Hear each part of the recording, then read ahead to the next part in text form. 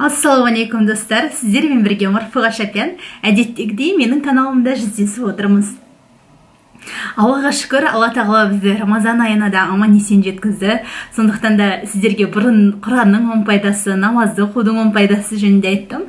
Енді бүгін оразаның 10 пайдасы туралы айтып бермекшімін. Бірақ бір ескерте кететін жайт, біз оразаны оның пайдалары үшін ұстамаймыз. Әлбетте тек Алладың разылығы үшін ұстаймыз. Ал Алла бұйырған нәрселерде сөзсіз адамдар үшін, жалпы мүміндер үшін бір хикмет барын, онда пайда барын білеміз.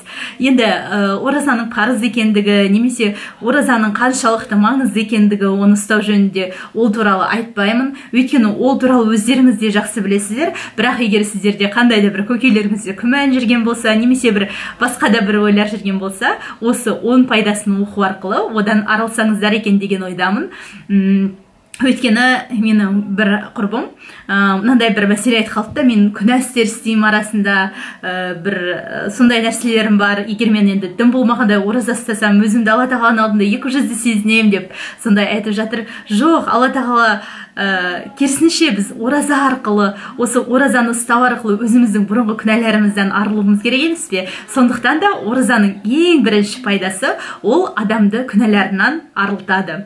Өйткені пайғамбарымыз саллаллаху алейхи вассаламның мынандай бір тамаша хадисі бар. Кімде-кім оразаның парыз екеніне сеніп, оның сауабын тек Алладан үміт етіп отырып ұстайтын болса, оның күнәлары кешіріледі деген. Сонымен бірге, кімде-кім бір күн Алла разылығы үшін ораза ұстайтын болса, ол пенде мен күнәларының арасын Алла тағала жер мен аспанның арасын қашық қылған секілді қашық қылады деген.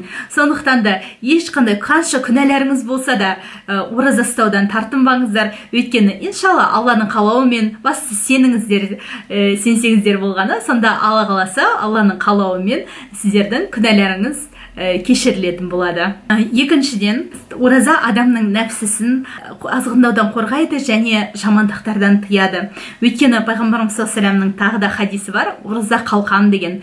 Өйткені ораза ұстаған адам өзі барынша тыйылады, барынша күнәдан аулақ жүруге тырысады, немесе нәпсісін тәрбиелейді. Ол таңнан кешке дейін аш жүру арқылы өзінің нәпсісін тәрбиелейді. Сондықтан Рамазан кезінде ораза ұстау арқылы адам өзін біршама жақсы қасиеттерге, жақсы жаққа тәрбиелей алады. Сондықтан ешқандай тартынбай ораза ұстаңыздар. Иншалла сіз ораза ұстағанға дейінгі аралықпен, одан кейін бір айдан кейінгі аралықпен өзіңізді салыстырсаңыз, кейін әжептәуір бір өзгеріс болғанын сөзсіз байқайсыз. Бұл екінші пайдасы оразаның. Үшіншіден, ораза ол өзіңнің ғана емес, басқалардың да қамын ойлататын, мейірімділікке үндейтін ай. Себебі өздеріңіз жақсы білесіздер, адам тоқ кезде ол ешқандай бір аштықтың қадірін білмейді, немесе ол кедейдің де жағдайын түсінбейді, аш құрсақ жүрген адамның да жағдайын түсінбейді. Ал өзі аш шыққан кезде, ол оның бәрін өзінің басынан өткерген кезде барлығын сезінеді. Сонда ғана кезінде, мысалы, пайғамбарымыз саллаллаху алейхи вассаламның айтамыз ғой, қарны тойып тамақ ішпеген кездерін, сонда біз түсінетін боламыз. Немесе сахабалардың жағдайлары, тіпті болмаса қазіргі бертінгі кедейлердің мұқтажын түсініп, ондай адам, оның бәрін сезінген адам өзі жүрегі мейірімдірек бола бастайды, олардың жағдайын жақсырақ түсінеді. Бұл оразаның үшінші пайдасы. Сонымен қатар төртінші пайдасы туралы айтатын болсам, пайғамбарымыз саллаллаху алейхи вассаламның тағы бір хадис бар. Өйткені пайғамбарымыз саллаллаху алейхи вассалам ораза ұстаңдар, денсаулықтарың жақсы болады деген хадис келген. Оразаның жалпы денсаулыққа пайдасы өте көп. Адамның енді қант ауруынан шалдықтырмайды дейді, миының жалпы қан айналым жүйесін жақсартады, асқазанына да пайда бар. Енді пайдасы ұшан теңіз. Алла қаласа мен бұл туралы сіздерге жеке видео түсіретін боламын. Ораза қандай аурулардан айықтырады деген тақырыпта, оны болашақта күтіңіздер, міндетті түрде түсіремін. Бесіншіден, ораза адамды нығметтердің қадірін білуге үйретеді. Өйткені Алла тағаланың білесіздер, егер сендер шүкіршілік етсеңдер, мен сендерге арттыра беремін дейді.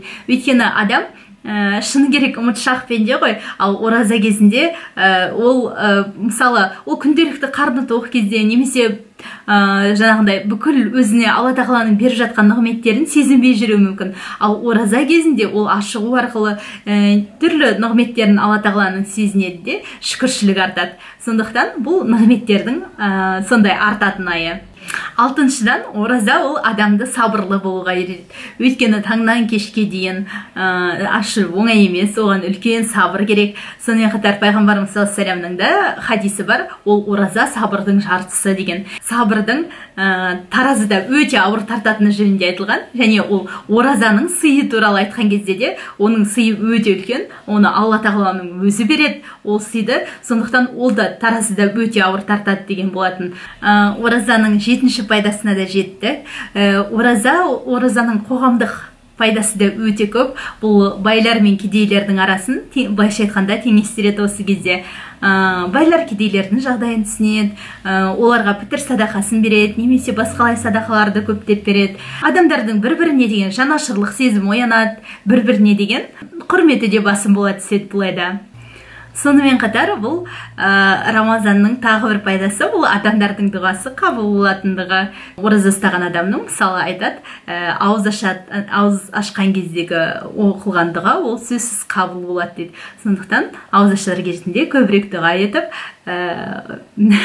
өздеріңіздің тілектеріңіздің орындалуына бір себепші болыңыздар. Оразаның 9-шы пайдасы, бұл ораза адамды жауапкершілікке тәрбиелейді, өзін-өзі тәртіпке келтіруге тәрбиелейді. Өйткені оразаны адамдар жұрттың алдында ұстайтын болғаннан кейін барынша өзін-өзі тәрбиелеп, тәртіпте ұстап сөйтіп жүретіндіктен бұл әдетті тіпті оразадан кейін де ары қарай жалғастыра беруге болады. Ал ең соңғысын айтар болсақ, бұл ораза адамды Алла тағалаға өте қатты жақындататын ай.